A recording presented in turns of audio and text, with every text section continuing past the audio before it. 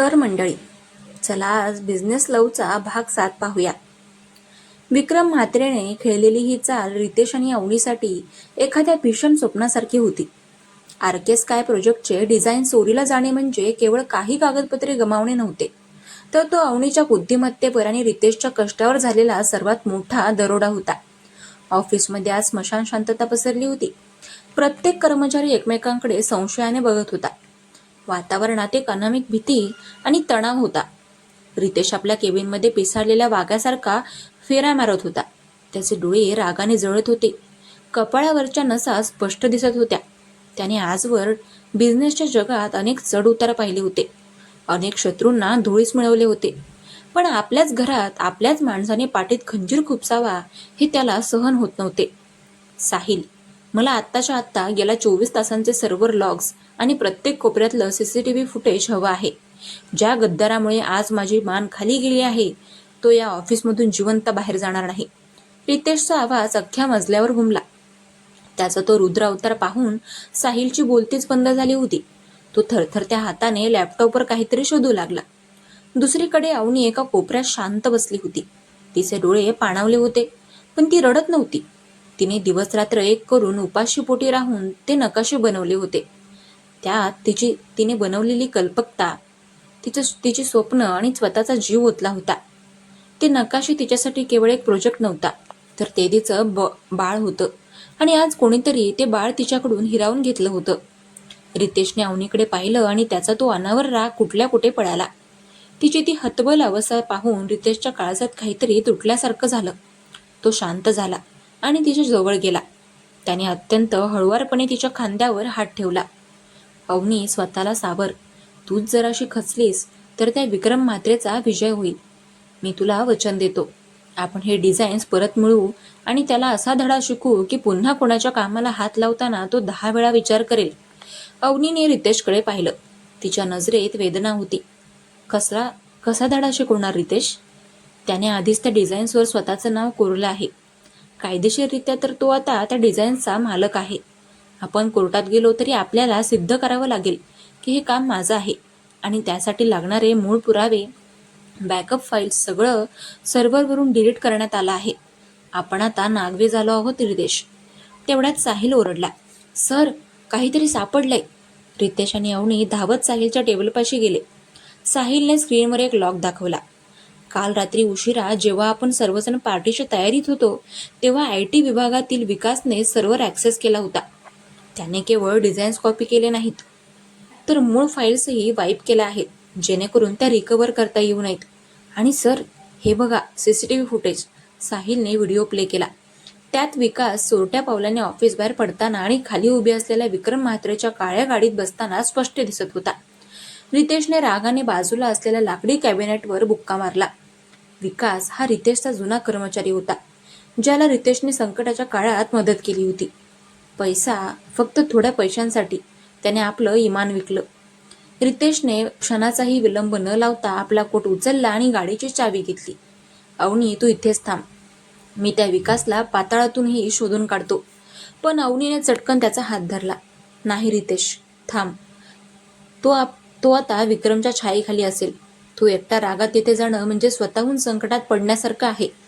विक्रमला हेच हवंय की तू काहीतरी बेकायदेशीर करावंस आणि तो तुला जेलमध्ये टाकेल. आपल्याला डोकं वापरावं लागेल, ताकद नाही. विक्रमला वाटतंय की त्याने आपल्याला संपवलंय ना.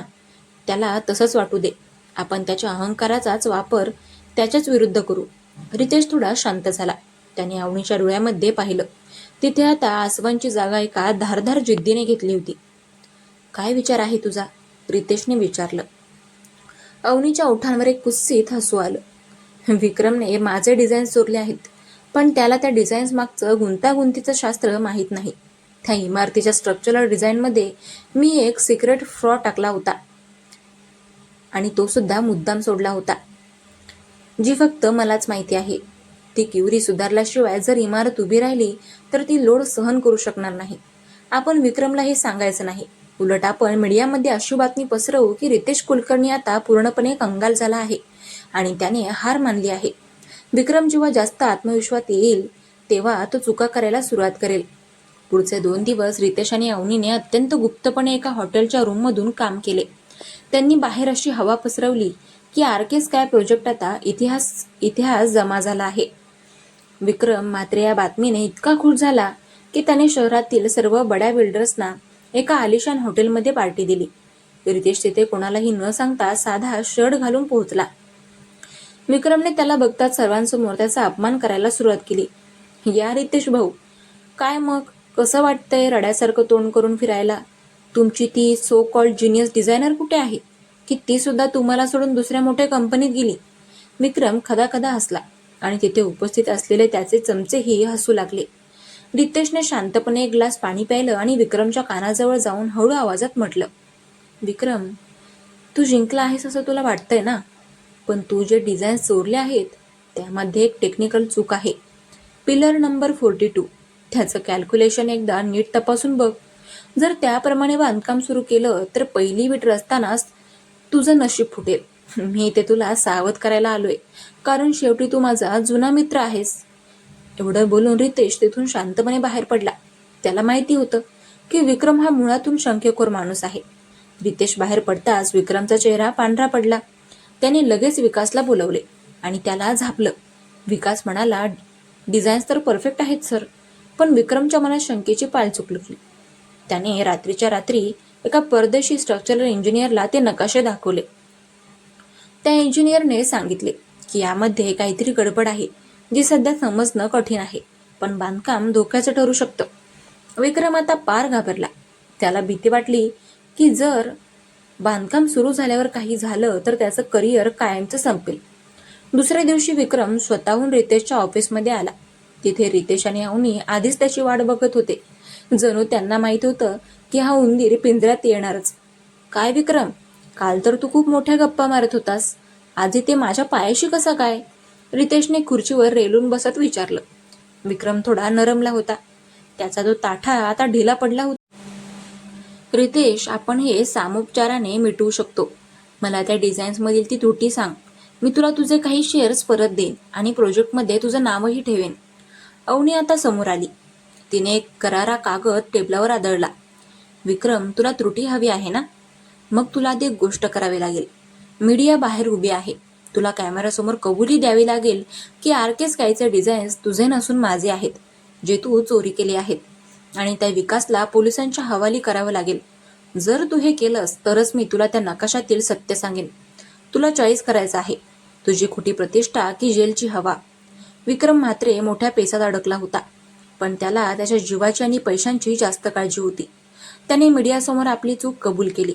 त्याने कबूल केलं की ईर्ष्येपोटी त्याने विकासला फोडून नकाशे चोरले होते. संपूर्ण मुंबईमध्ये आता पुन्हा एकदा खळबळ उडाली. रितेश आणि अवनीचे नाव पुन्हा एकदा आदराने घेतले जाऊ लागले. विकासला पोलिसांनी अटक केली. त्या रात्री ऑफिसच्या टेरेसवर रितेश आणि अवनी कॉफी पीत उभे होते. गार वारा सुटला होता. अवनी, खरंच सांग, त्या पिलर नंबर 42 मध्ये खरंच काही प्रॉब्लेम होता का? रितेशने कुतूहलाने विचारलं आणि अवनी खळखळून हसली.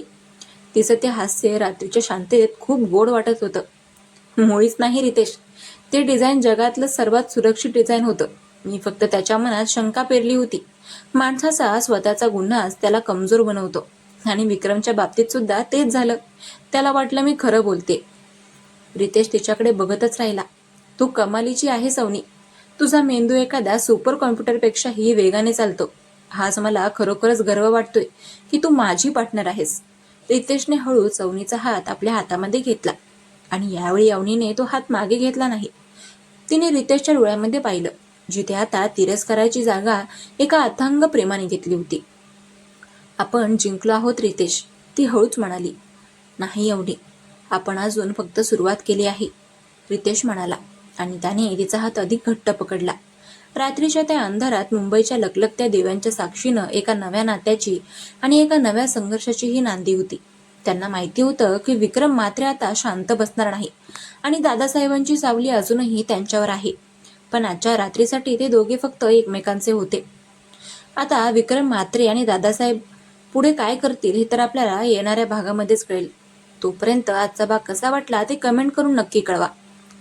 भेटूया उद्याच्या भागात. आणि हो, आपल्या चॅनलला सबस्क्राईब करायला विसरू नका. लवकरात लवकर 500 पर्यंत आपले सबस्क्राईब घेऊन चला.